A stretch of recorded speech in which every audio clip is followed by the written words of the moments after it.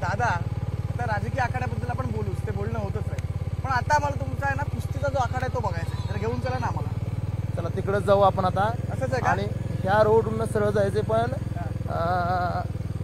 ज्या लाल मातीमुळं मला हे नाव मिळालं, ज्या लाल मातीमुळं तुम्ही सर्वजण मला ओळखताय, त्या लाल मातीत मी काम करत असताना 15-20 वर्ष मला ज्या ज्या अडचणी आल्या, त्या अडचणी येणाऱ्या पिढीला कुठेही येऊ नयेत. म्हणजे मी ज्या ठिकाणी राहत होतो कोल्हापूरमध्ये, त्या ठिकाणाहून मी तिथं राहत होतो, तिथं फक्त मातीतली कुस्ती करण्याची व्यवस्था होती. आदरणीय म्हणजे जुन्या काळात 1800 सालामध्ये शाहू महाराजांनी त्या तालमीची स्थापना केली ती न्यू मोतीबाग तालीम, जी भवानी मंडपामध्ये आहे. त्या तालमीत मी सराव केला. पण त्यानंतर मॅटवरची कुस्ती खेळण्यासाठी मला माझे गुरुवर्य आदरणीय राम सारंग सरांच्या जवळ शिवाजी स्टेडियमला सराव करायला लागायचं. परत स्विमिंग करण्यासाठी 3ऱ्या ठिकाणी जायचं, जिम करायला 4थ्या ठिकाणी जायचं, शाळेला 5व्या ठिकाणी जायचं. परत आता कुस्तीगीर म्हणल्यानंतर सर्व जेवण खुराक आमचा आम्ही स्वतः हाताने बनवून खातो. खुराक काय काय घ्यायचं त्यावेळेस? ते परत ती भाज्या आणायला सुद्धा 7व्या ठिकाणी जायला लागायचं. म्हणजे ही दिवसभराची एवढी कसरत व्हायची की त्या कसरत, परत शाळा कॉलेज आणि नंतर मग प्रॅक्टिस पूर्ण आमचं. ह्यात पूर्ण अगदी म्हणजे पूर्ण वेळ त्यात खर्ची पडायचा आणि त्यात अगदी दमून जायचो. त्यामुळं मी त्या खरं सर्व गोष्टींचा अभ्यास केला.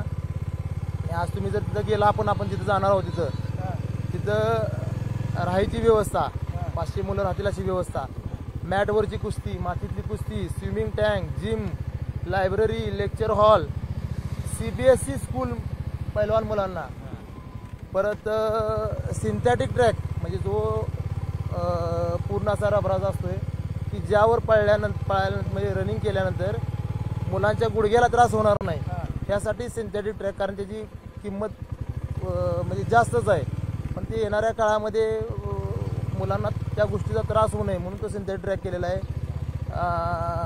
हॉस्पिटल, मॉल म्हणजे मॉलमध्ये हे मिळणार, भाजी असतील, तूप, बदाम, दूध, हे आमचा मॉल. म्हणजे तुमच्या डोक्यातला जो मॉल आहे तो नाही. मग अशा पद्धतीचा मॉल असेल.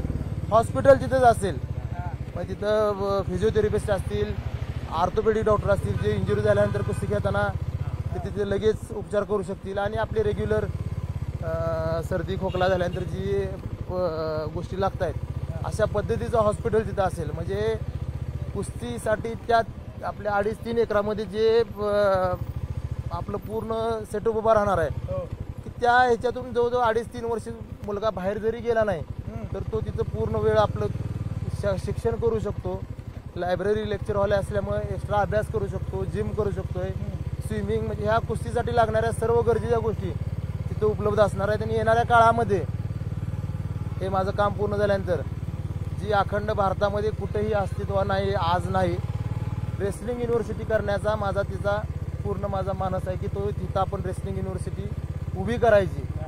दिल्ली, हरियाणामध्ये जे पैलवान असतील किंवा ऑल इंडियात कुस्तीविषयी अभ्यास करायचा झाला आणि कुस्तीविषयी कुठली माहिती घ्यायची झाली तर त्याला विट्यालाच यावं लागेल.